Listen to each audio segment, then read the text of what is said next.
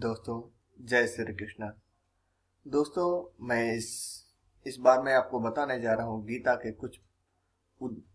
कुछ बारे में। That means introduction to Gita. Gita क्या है, कब दिया गया, किसके द्वारा और क्या किस कॉन्टेक्स्ट में गीता दिया गया। तो अगर इसका हम रूपरेखा देखें, इसका वास्तविक समय देखें, तो अगर ये 2017 है तो लगभग 4,500-5,000 साल पहले भगवान श्री कृष्ण के द्वारा अर्जुन को ये दिया हुआ ज्ञान है। गीता तब दिया गया जब अर्जुन जो है अर्जुन और पांडव और कौरव में युद्ध हो रहा था। अर्जुन युद्ध करने के लिए आए थे। अर्जुन युद्ध करने के लिए तैयार नहीं हो रहे। दोनों सेनाएं आमने सामने खड़ी थी। उस समय अर्जुन के मन में एक विषाद एक अपनापन, एक भावुकता, एक डर पैदा होता है और जिसे वो युद्ध न करने की तैयारी करते हैं।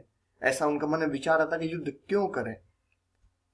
इसको लेकर उनके मन में तरह तरह के प्रश्न आते हैं कि मैं जिसको मार रहा हूं वो हमारे घर के हैं, हमारे दादा हैं, हमारे बड़े हैं। इसके लिए उन्होंने युद्ध न करने का निर्णय किया। इस पर भगवान श्री कृष्ण के द्वारा ये दिया हुआ ज्ञान, परम ज्ञान, जो सबसे गुह्यतम है, सबसे उत्तम है, सबसे गुह्यतम, सबसे उत्तम है, ये ज्ञान अर्जुन को दिया गया।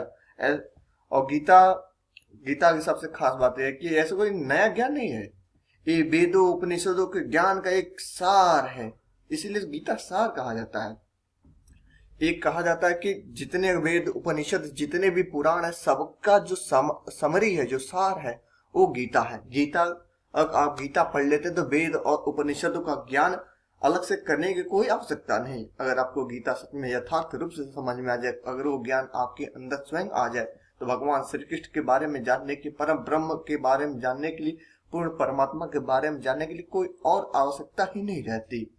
इसके प्रथम श्लोक का हम शुरुआत करते हैं। तो धृतराष्ट्र जो अंधे शासक है, अंधे शासक अपने सारथी संजय से पूछते हैं, क्योंकि संजय को उसने भगवान वेद व्यास के द्वारा एक दिव्य दृष्टि मिल रही, जिसकी वजह से वो युद्ध भूमि को धृतराष्ट्र के पास से ही खड़े होकर देख पाते हैं।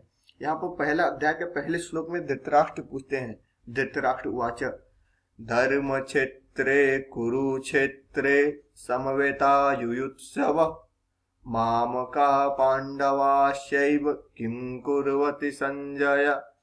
हे संजय, यहाँ धृतराष्ट्र जी बोल रहे हैं, हे संजय, धर्म भूमि कुरुक्षेत्र में इकट्ठे हुए युद्ध की इच्छा वाले मेरे और पांडु के पुत्रों ने भी क्या किया।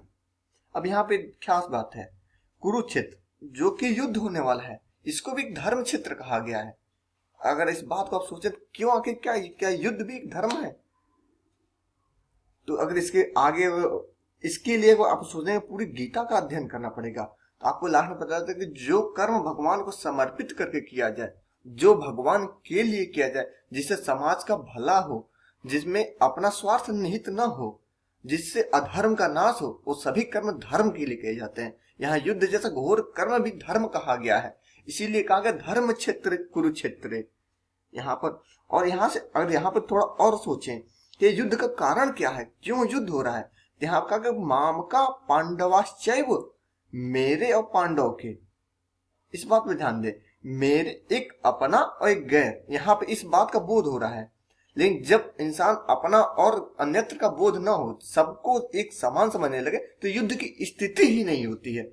और हमें इस पूरे गीता के अध्ययन के बाद यही मन में भावना आती कि मैं और दूसरा ऐसा कोई नहीं है, सब में मैं हूं, मुझ में सब है, सब में वही प्रभु है, सब में वही पर ब्रह्म श्री कृष्ण है, वही परमात्मा सब में है, वही मुझ में है। यही गीता का सार है। तो इन सब वीडियो लेक्चर में आपको इन सब बातों को एक एक करके मैं गीता के बारे में बताऊंगा। धन्यवाद दोस्तों।